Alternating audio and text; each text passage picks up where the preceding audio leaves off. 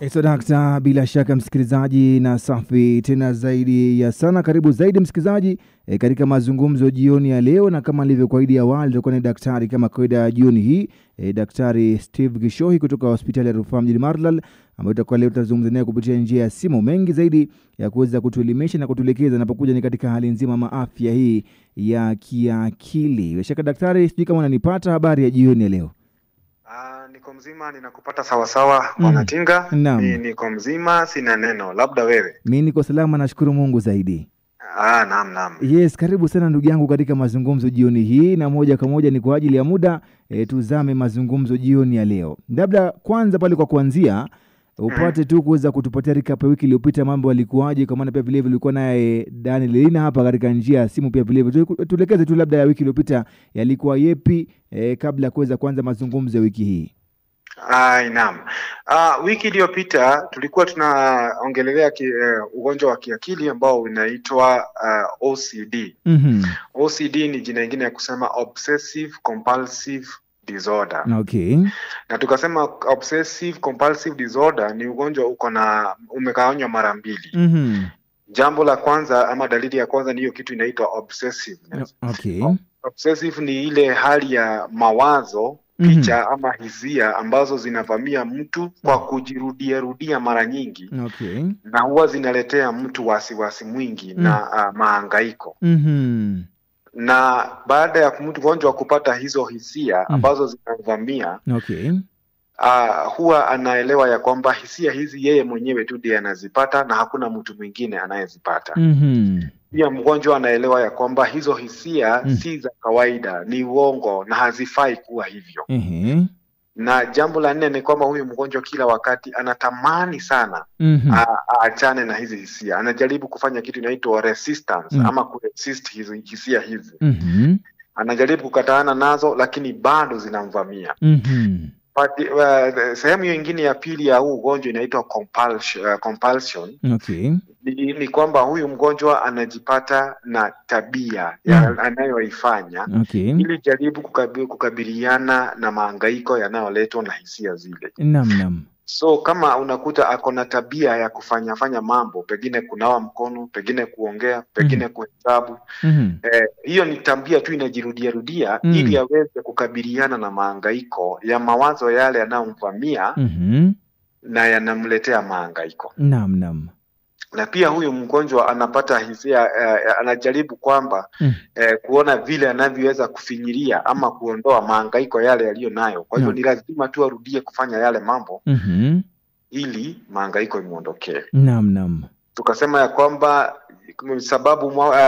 sababu mwafaka ambayo inaleta huu ugonjwa sana ni ile kemikali ziko kwa mwili zinakuwa imbalanced. Na hiyo kemikali tuliziita serotonin. Sana serotonin ikiwa haiendani na kipimo kinachofaa mwilini, inafanya mtu akuwe na hiyo tabia ya mahangaiko. Okay. Pia kuna sehemu ya mwili ya kiakili, sehemu ya kiakili inaitwa limbic system. Ikiwa na shida kidogo hapo, unaweza kuta pia tena huyu mtu anapata hiyo shida ya mahangaiko. Okay. Tunasema ya kwamba kuna ugonjwa uko na dalili 4. Zile za kwanza zilikuwa ni sehemu zake, lakini kuna dalili sasa. Na dalili ya kwanza tukasema ni ile hali ya kusikia mtu yeye ni mchafu, anajihisi yeye ni mchafu sana. Kwa kimombo tunaita contamination. Okay. Na huyu mgonjwa ako na hisia zinazomvamia kwa kurudia zikimwambia yeye ni mchafu sana. Na huyu mgonjwa ili aondokee huo uchafu lazima akae akioga ama akinawa kila wakati. Okay. So unaweza kuta mtu ameenda pengine msalani na amerudi tu amenawa, akifika kwa nyumba anakumbuka ni kama alikuwa msalani, yeye ni mchafu, ananawa tena. Wengine wanaweza vaa nguo, akitoka kwa mlango apate kavumbi kidogo, arudi anawe, abadilishe nguo. Atembee kidogo aone amechafuka, tena arudi kwa nyumba anawe, abadilishe nguo. So hiyo ndio dalili ya kwanza ya kuchafuka ama contamination. Okay. Dalili ya pili ni ile kitu tunaita pathological doubt, kutoamini. na kutoamini kule kunakaa ni kama ugonjwa peke yake. Okay. Unakuta ya kwamba huyu mgonjwa ako na hiyo tabia ya kuamini. Kwa mfano, jambo lile linalokuwa la kawaida sana ni kuamini ya kwamba mtu hajafunga mlango. Na unakuta ya kwamba mtu amerudi kitandani na amelala, lakini akili yake inamwambia hajafunga mlango. Okay. Anaenda anadhibitisha na anaona amefunga, lakini anarudi kwa kitanda, akili inamwambia bado hujafunga mlango. Zile akili zina kumvamia kujirudia na anaona ni kama hajafunga mlango. Okay. Hiyo ni dalili ya mambo ni doubt. Ile sijui doubt kwa Kiswahili na tashwishi. Tashwishi, naam. Tashwishi ya kujirudia. Jambo la tatu ni kwamba huyu mgonjwa ako na hisia zinazomuingilia kumuonyesha ya kwamba kuna mambo ambayo haiendani vizuri kulingana na vile yeye alivyo. Na hizi hisia zinamuingilia ni kama hisia za uhusiano. Okay. Haswa anakuwa na hisia za uhusiano wa kingono na miungu. So huyu mtu ako na wasiwasi mwingi kwa sababu anatambua ya kwamba jambo kama hilo haliwezekani. Okay. Na kama linawezekana tu sio kwa mwili huu, sio kwa hali ya maisha haya. Kabisa. Na kwa hivyo huyu mgonjwa kila wakati anakaa akifanya maombezi kidogo kidogo kimoyo moyo. Hata anashindwa hata na kulala kwa sababu kila wakati anajaribu kukataana na hisia zile ya kwamba amekuwa na uhusiano na miungu. Lakini akili inamwambia ni alifanya hivyo. Anaomba anaomba ile wasiwasi unapungua kidogo, lakini bado anajikuta ako katika hisia zile. Naam. Na la mwisho ni ile ingine inaitwa the symmetry. Huyu mtu anataka kukua, anapanga mambo yake ikuwe laini, imelingana inavyofaa. Okay. Kwa mfano, kama ni viatu amepanga kwa nyumba, zinapangwa zikilingana mbele na nyuma na mistari ikuwe yote imelingana vizuri. Na huyo mtu anaweza kosa hata kukamilisha kazi nyingi kwa sababu anahakikisha kila kitu imepangwa into details. Kabisa. Na anapoteza muda mwingi sana akifanya hivi. Tukasema ya kwamba ugonjwa huu unaathiri 50% ya watu kwa kawaida.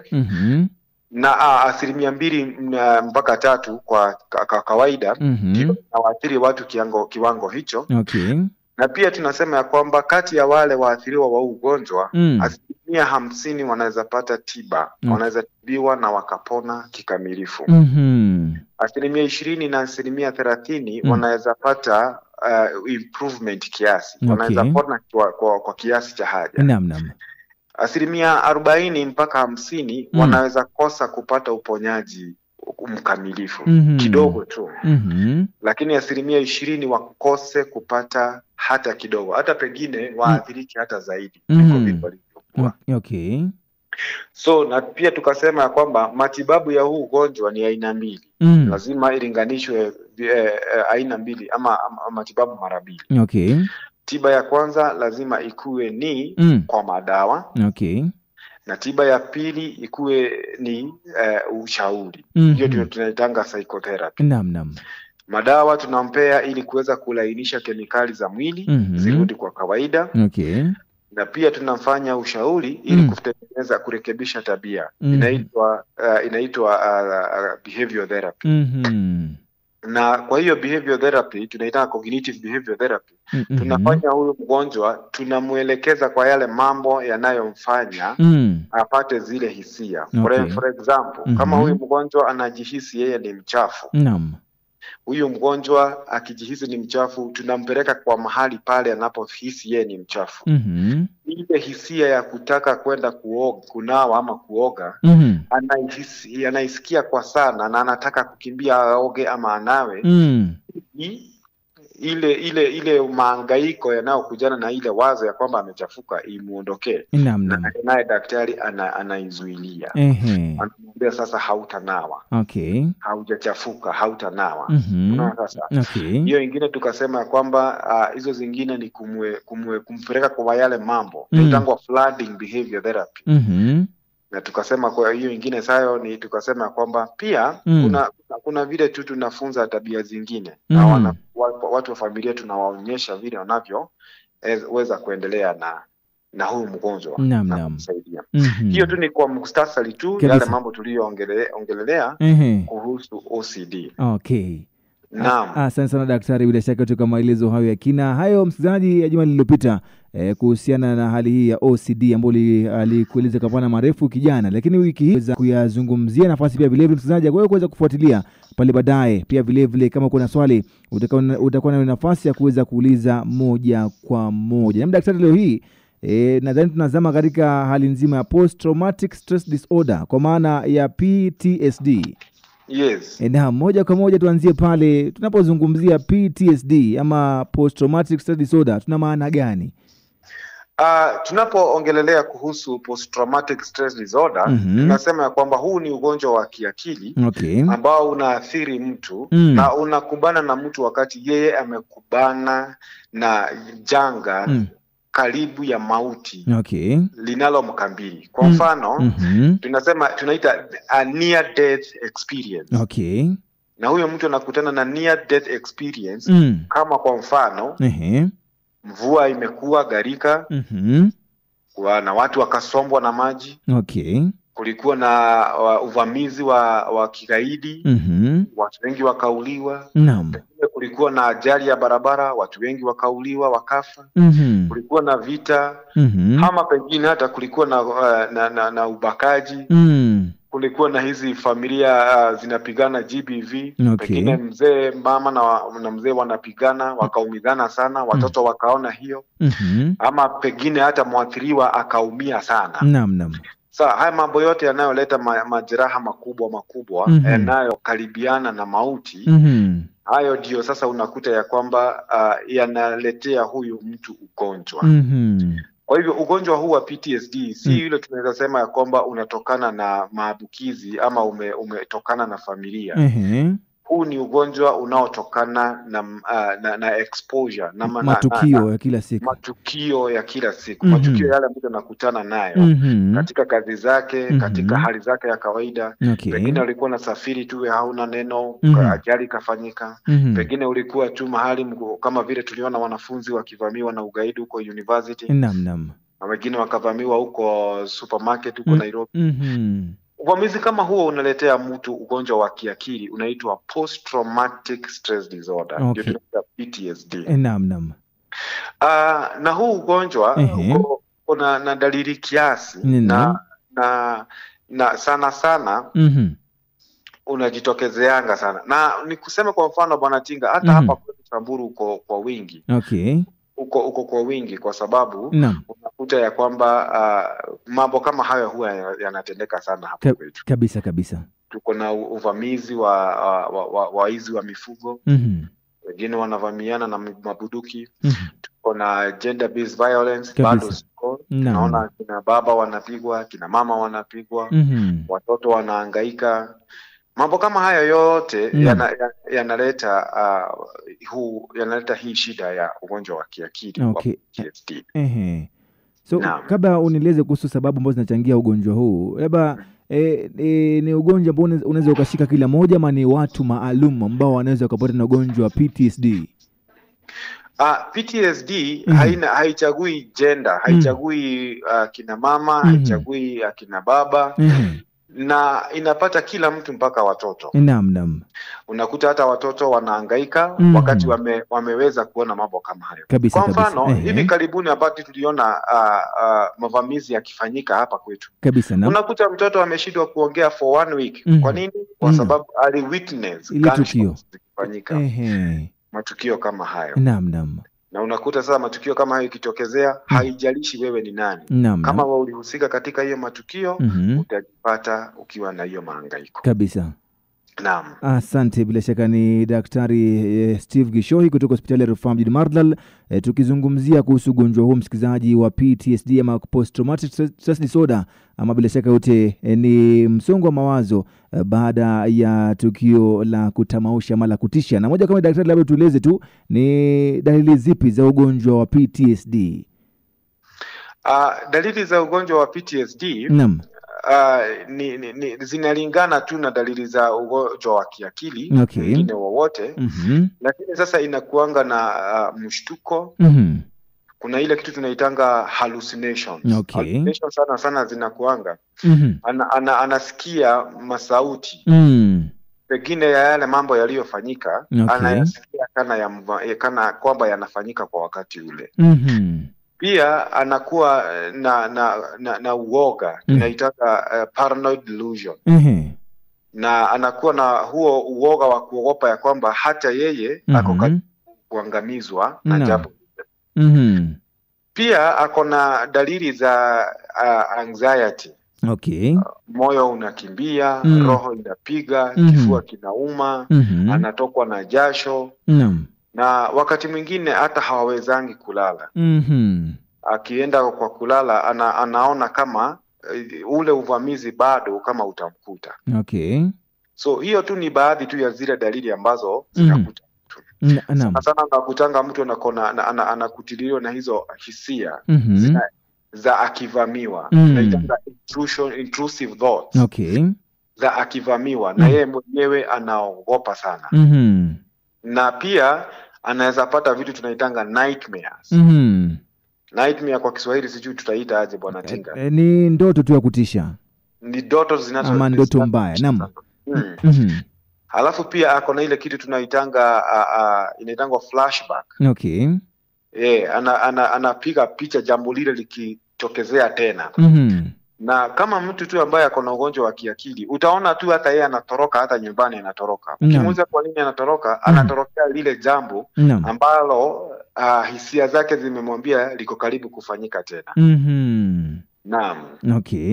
Yes. Asante sana bila shaka kwa ajili ya maelezo hayo. Ametuliza daktari bila shaka wote dalili za ugonjwa huu kwa maana PTSD ama ukipenda kwa lugha ya Kiswahili ni msongo wa mawazo tu ambao hujiri baada ya tukio la kutisha msikizaji ama post traumatic stress disorder. Na bila shaka ameweza dalili mojawapo ni kumbukumbu kuhusu tukio kwa namna ya kuogopesha, kwa mfano ndoto mbaya ama kuweza kujichorea mwenyewe picha kwa maana hallucinations, na pia vile ni pamoja na yale ambayo ameweza kutuelezea. Bila shaka dakika zimesalia 21 gonga mida ya saa 12 saa za Afrika Mashariki. Awamu ya pili hii katika mazungumzo tunadadavua na kueleza kwa kina zaidi kuhusiana na hali hii ya ugonjwa wa PTSD. Labda kabla hatujasonga mbele zaidi, labda kuna dalili zingine zozote mbali na ndoto mbaya na hii hallucination? Je, kuna dalili zingine mbali na hiyo? Nilisema ya kwamba mtu anaweza jikuta ako na dalili pia agetamani pia hata kujiua. Na ni kwa sababu pengine lile tukio lilimstua sana mpaka anaona kama maisha yake hayafai tena. Kama pengine ni wapendwa wamesombwa na maji na wakaenda, hata yeye anaweza mwingine unakuta ako na suicidal ideations. Kwa sababu anaona ya kwamba maisha yake hayana maana. Nilisema tu kama dalili zile zingine tu tunaona za mtu akiwa wazima anataka kutoroka, running away from home. Isipokuwa na nikasema kuna dalili za anxiety kabisa, ile wasiwasi mwingi. Na pia kutetemeka. Na pia pengine hata anaweza kuwa na uoga mwingi sana, panic inaweza kuwa nyingi sana mpaka anaanza kushindwa kupumua vizuri. Na hata wengine wanaweza shindwa hata kuongea. Pia kuna dalili zingine tunaziitanga za cognition, cognitive. Kutambua maeneo na mahali na wakati na watu. Pia hiyo kuchanganyikiwa kwote kwa mtu anakuwa nao. Naam. Ndio. Bila shaka msikilizaji, maelezo ya kina zaidi kuhusiana na dalili za ugonjwa huu wa PTSD kama alivyotueleza daktari kwamba dalili mojawapo ni katika hali nzima tu kama yale matukio ambayo tunayazungumzia awali. Bila shaka yote inaendana na haya ambayo tunayazungumzia kwa sasa hivi. Mtu kujiepusha na mahali kwenye watu, mashughuli ambazo zinahusiana na tukio, masuala kama hayo ni pamoja na yale ambayo yanaambatana na ugonjwa huu wa PTSD. Tunapozungumzia matukio ambayo yanasababisha PTSD, daktari, ni matukio gani haya ambayo yanachangia huu ugonjwa? Yale ambayo watu tumesema ni ugonjwa ambao unaletwa na matukio. Haya matukio ni yapi? Matukio na nitasema tu kwa kifupi tu, kwa sababu nilikuwa nimeyataja kidogo hapo mbeleni. Naam. Nikasema ya kwamba jambo ambalo linalofanya huu ugonjwa umpate mtu ni matukio kama ya terrorism. Terrorist attack. Sisi wa Kenya tunaelewa vizuri mambo na terrorism kwa sababu tumeyaona yakifanyika mara kadhaa nchini mwetu. Pia tumepata accidents. Kuna wakati tulikuwa na accidents zinafanyika nyingi sana, watu wengi sana wanaangamia kwa barabara. Tumekuwa na hizi kama kaunti yetu Samburu tunakuwa na uvamizi wa bad carrier attacks. Na hizo pia zinaathiri watu. Pia hata tumeona majanga kama natural disasters, kama vile tulipata flooding, maji ikavunja mito huko Naivasha na watu wengi wakasombwa na maji. Hayo ni matukio ambayo yanaweza letea mtu ugonjwa huu. Kabisa. Wale walio katika vita kama wanajeshi wetu walipovamiwa pengine kwa kambi, kuna wengine wao hata pengine hawajaipona mpaka siku ya leo. Kabisa. Kwa sababu jambo lile liliweza kuwaathiri kwa njia kuu sana. Na pia nikasema ya kwamba kuna ile kitu tunaita kama rape. Rape ina pia hiyo ni jambo ambalo linaathiri watu wengi sana wanao casualties ama victims wa rape. Na jambo lingine ambalo linaathiri watu sana especially watoto ni mambo ya gender based violence. Uhusiano wa mume na mke wakipigana nyumbani, waumizane, watoto wakiona jambo hilo linaumiza watoto akili sana na linaweza waletea ugonjwa kama huu. Ukumbuke tulisema pale kwanza, huu ugonjwa si ugonjwa tunatokana na kifamilia ama uko na shida na kemikali za mwili. Ni matukio yanayofanya mtu akuwe na ugonjwa huu. Naam. Na mtu asipopata matibabu vizuri anaweza lemazwa na ugonjwa wa kiakili kwa muda mrefu sana. Kwa sababu huu ni ugonjwa unaolemaza kama magonjwa mengine yote ya kiakili. Kabisa. Naam. Asante sana daktari kwa ajili ya maelezo hayo.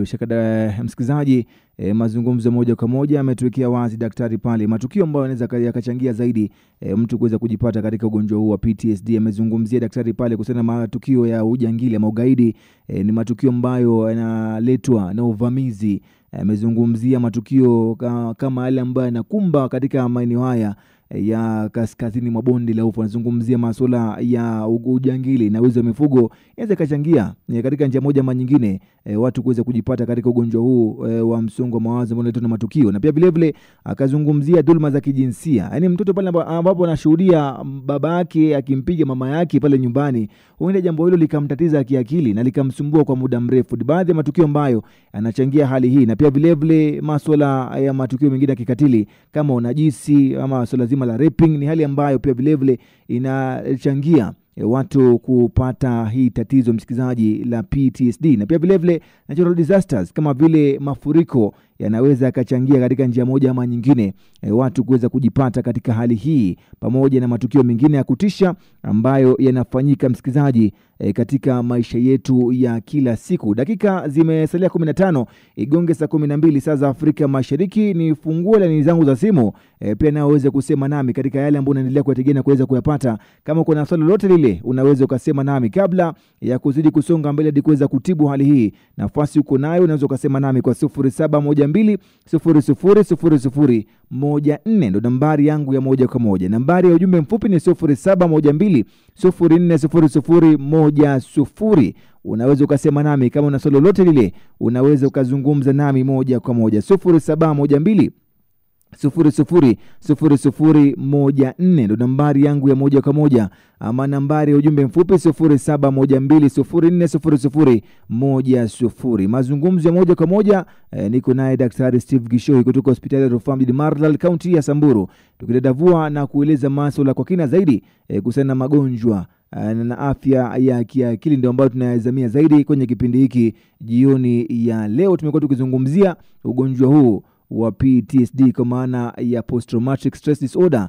ama bila shaka yote ni msongo wa mawazo baada ya matukio ya kutisha. Sema nami katika awamu hii ili tupate kusonga mbele pamoja. Sema Rudashelo, mimi nauliza daktari, ugonjwa uko na matibabu? Kwa sababu ni wengi wako nayo. Asante sana kwa ajili ya kauli yako ama ujumbe wako, ama Sabrina Manantilal kule. Kama kuna swali ama mchango, sema nami kwa 0712 000014 ndo nambari ya moja kwa moja, ama andika ujumbe pale kwa 0712 040010. Nafasi iko wazi, unaweza ukazungumza nami tunapozidi kusonga mbele pamoja. Radio Ashelo.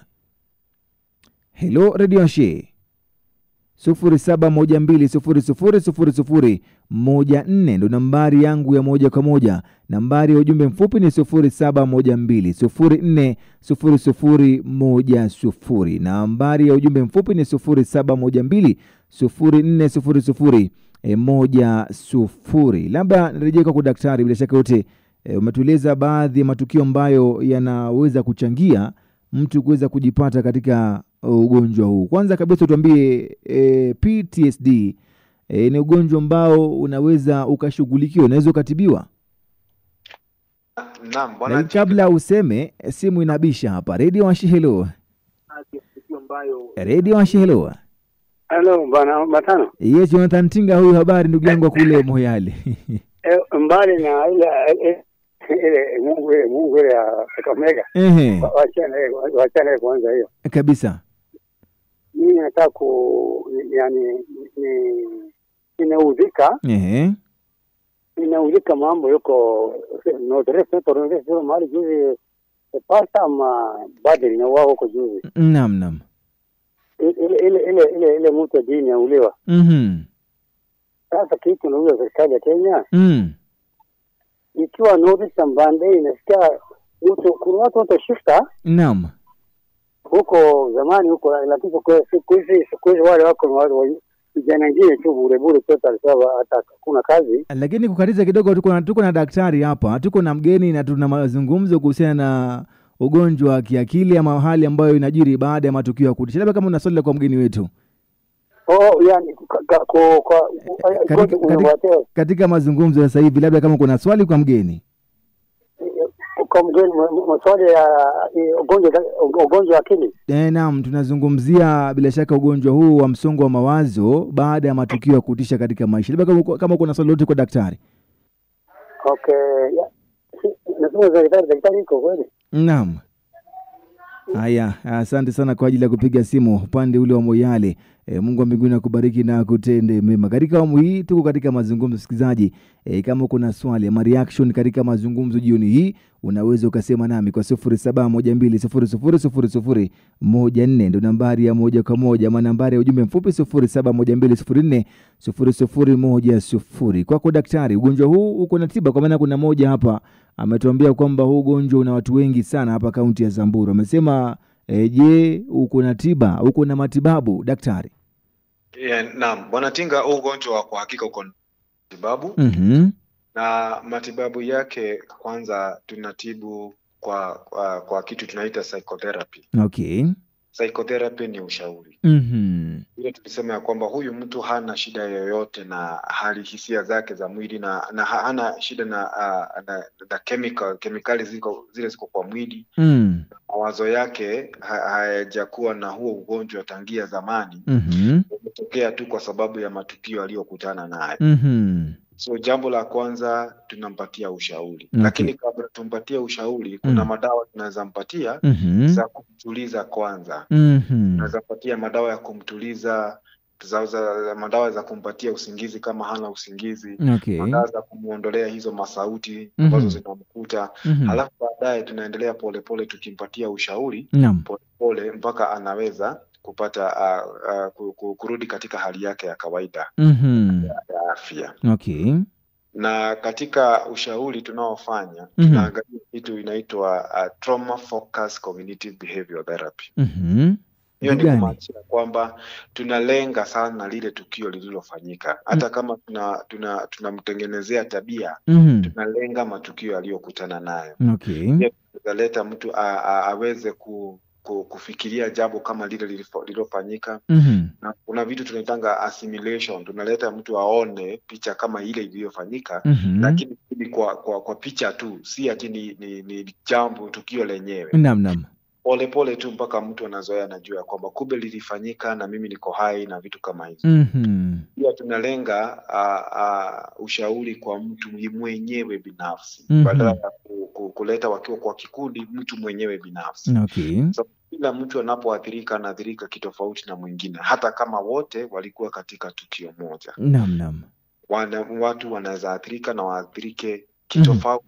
Kuna mwingine ataathirika sana, kuna mwingine ataathirika kidogo, na wote wanahitaji ushauri kidogo. Kwa hivyo basi tunalenga mtu binafsi. Basi. Okay. Namna hiyo. Asante sana bila shaka daktari kwa ajili ya maelezo hayo ya kina zaidi.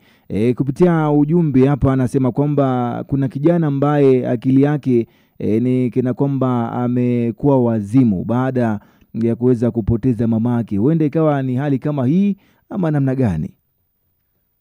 Jambo kama hilo, kama hilo ni jambo ambalo linaweza letea mtu mahangaiko. Okay. Ni sasa tuseme kwa mfano, kama angeweza kushuhudia mamake akipitia ungumu wa maisha, maangamizi na mpaka akaaga, hilo linaweza mletea shida, ugonjwa wa kiakili, hata ugonjwa huu. Okay. Usisahau ya kwamba hata ugonjwa wa kiakili yale magonjwa mengine ya kiakili yanaweza pia letwa na majanga kama haya. Naam. Hiyo ndio tunaita, kwa wakati mwingine tunaita adverse events. Kama mtu alikuwa yeye mwenyewe ako kama wale tunasema kwa mfano kifamilia kuna huo ugonjwa, anaweza huo ugonjwa unaweza lipuliwa na majanga yale mtu aliyokutana nayo. So zaidi ya kusema PTSD ni ugonjwa tu ambao unakuja kwa matukio, kuna wale watu ambao predominantly wanaweza pata huu ugonjwa. Naam. Na hata kama ugonjwa ulikuwa dormant ndani yao, unaweza kulipuliwa na majanga ambayo mtu amekutana nayo. So huyu ambaye alipoteza mamake na akapata ugonjwa wa kiakili, anaweza kuwa ya kwamba alikuwa tu anaweza upata huu ugonjwa, lakini sasa kuaga kwa mama yake ndio kulikuwa chanzo kulichangia ugonjwa huu ukatokezea. Naam. Lakini hiyo sio kumaanisha hawezi tibiwa. Okay. Hata kama jambo hilo ndilo lilipua ugonjwa, tunaweza mpatia matibabu ya ugonjwa wa kiakili, tunaweza mpatia ushauri, na tunaweza safiri na yeye katika hiyo safari ya matibabu mpaka akue amepona kabisa. Okay. Naam. Asante sana bila shaka yote kwa ajili ya maelezo hayo. Ni Daktari Steve Kishoi kutoka hospitali ya mjini Maralal, ama hospitali ya rufaa ya Samburu mjini Maralal. Asante kwa maelezo zaidi. Labda tu tunapokamilisha dakika 5 kabla igonge mida ya saa 12, labda tu ni wakati gani mtu ambapo anafaa kuweza kutafuta daktari? Ni kabla ya kuweza kujibu hilo, sema hapa, is there a PTSD test or is there a self examination? Anauliza swali hapa kama kuna kipimo cha kupima ugonjwa wa PTSD ama ni mtu mwenyewe kuweza kujipima. Mtu akijua dalili za ugonjwa vile ulivyo, anaangalia aseme ya kwamba ajue dalili hizo zimegawanywa namna gani, ziko namna gani. Anaweza tumia tu aweze kusema vile anavyohisi yeye mwenyewe, anayehisi lakini niulize kwanza, huyu mtu ambaye anataka kujifanyia self assessment alikutana na janga? Hapo sasa jambo la kwanza ni ulikutana na janga. Kama ulikutana na janga, vile unavyohisi hivyo ndivyo huwa unahisi kawaida kama hujakuwa na janga. Hujakutana na janga. Kama huhisi kawaida, hiyo sio kawaida yako kuhisi hivyo. Basi unaona kuna jambo ambalo haliendani vizuri. Hiyo peke yake ni jambo mwafaka la kukwambia kwamba uko na shida na uko na huo ugonjwa. Naam. Lakini pia tunaweza sema ya kwamba katika hiyo hali ya kufanya matibabu, kuna mahali kidogo sikutajia, nitasema ya kwamba ugonjwa huu unahitaji sana support. Okay. Usaidizi kutoka kwa familia, wale unaishi nao kwa pamoja, hata community. Naam. Inafaa kuwa watu waelewe ya kwamba huyu mtu alipitia majanga, mambo yake yanafanya si ya kawaida, ni kwa sababu ya janga lile alilopatana nalo, na pia anaweza toka kwa janga hili. Naam. Okay. Eba pale kwa kukamilisha, kama napea muda nao unasonga zaidi, ni muda gani pale ambapo unasema kwamba hii hali ambayo niko nayo lazima nikamuone daktari, huenda nikawa nimetatizika na ugonjwa wa PTSD? Mara nyingi huu ugonjwa, dalili hizi zinatokezeanga tu kwa muda wa mwezi moja. Kama hizi dalili zimetokezeka kwa muda wa mwezi moja, mtu anasema ya kwamba dalili zimetokea kwa muda wa mwezi moja, na zipatia mtu zinalemaza mtu kufanya kazi yake ya kawaida ile anaifanya. Okay. Unaweza ona ya kwamba huyu mtu anaweza elewa ya kwamba ako na ugonjwa wa PTSD. Moja baada ya matukio aliyofanya. Okay. Mtu hajaweza kurejelea kazi yake ya kawaida. Kufanya kazi ipasavyo. Hivyo basi anaweza sema kwamba ako na ugonjwa wa PTSD. Naam. Asante. Labda tu kauli zako za mwisho tunapokamilisha jioni ya leo. Bwana Tinga, mimi ninataka kuwashukuru sana. Lakini niwaambie ya kwamba mwezi huu wa 5 umekuwa ni mwezi wetu wa kuhimiza watu wajielewe kiakili. Na ukinipatia dakika 3 tu naweza tajia watu niwaambie ya kwamba katika tunapokamilisha mwezi huu wa 5, mtu hakikisha ya kwamba anajielewa kihisia. Jue vile anavyohisi wakati amefurahi na wakati amekasirika. Wakati amefurahi asije akafanya mambo yasiyokuwa ya kawaida. Pengine anaweza ahidiana mambo hawezi yatimiza wakati amefurahi sana. Wakati amekasirika anaweza kasirika afanye mambo ambayo anaweza kuwa kujuta baadaye. Kabisa. So hivyo basi mtu aelewe hisia zake wakati huu wa kutazamia kuelewa kwa hali ya ugonjwa wa kiakili. Kila mtu ajitabue kiakili. Kila mtu atabue hisia zake, atabue mawazo yake. Okay. Na watu wengi ndio nasema kwamba mtu aweze kujikubali, ajikubali vile alivyo. Na nguvu zake, na udhaifu wake, na siku zake za huko nyuma, vile mambo magumu aliyoyapitia.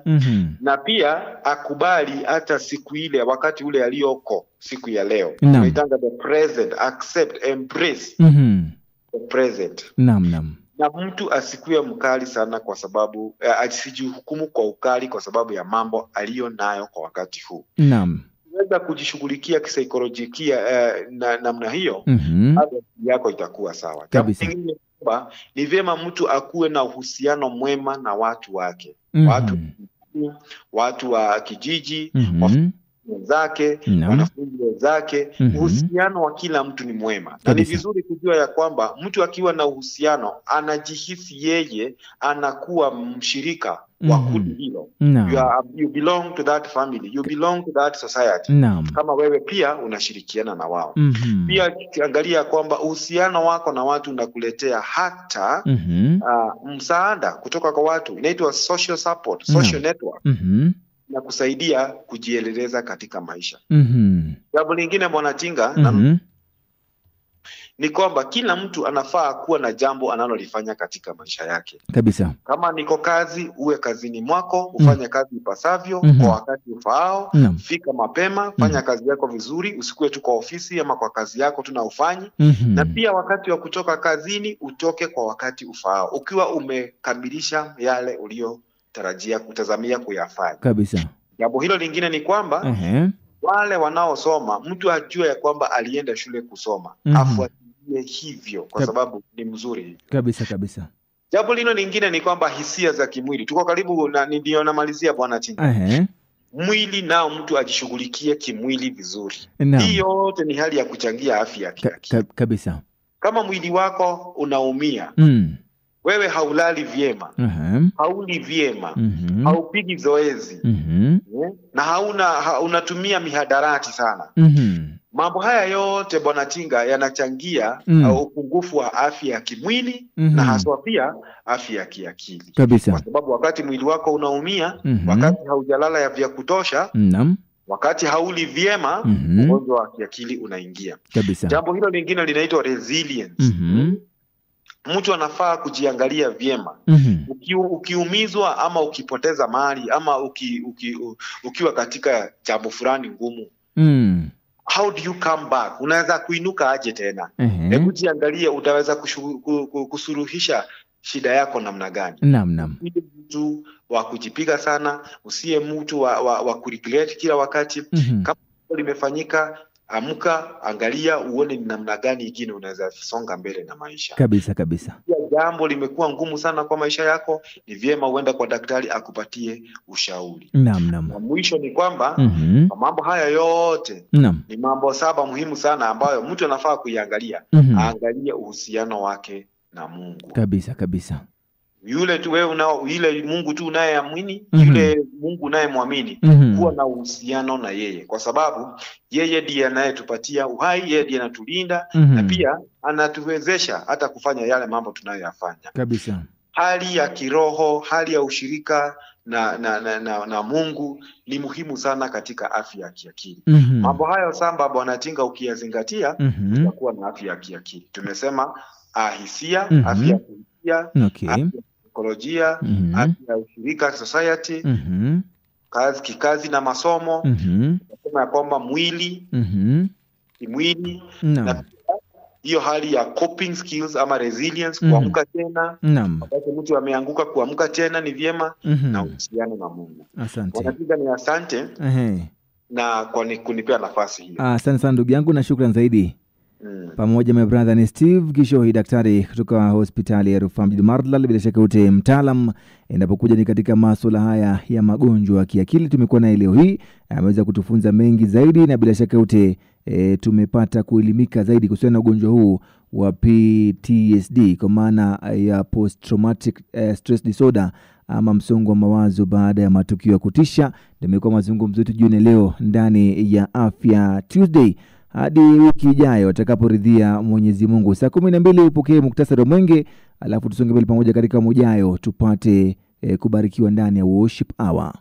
106.5 FM ni tumaini la uzima kwa vizazi vyote. Ukiwa maeneo ya Mkutani,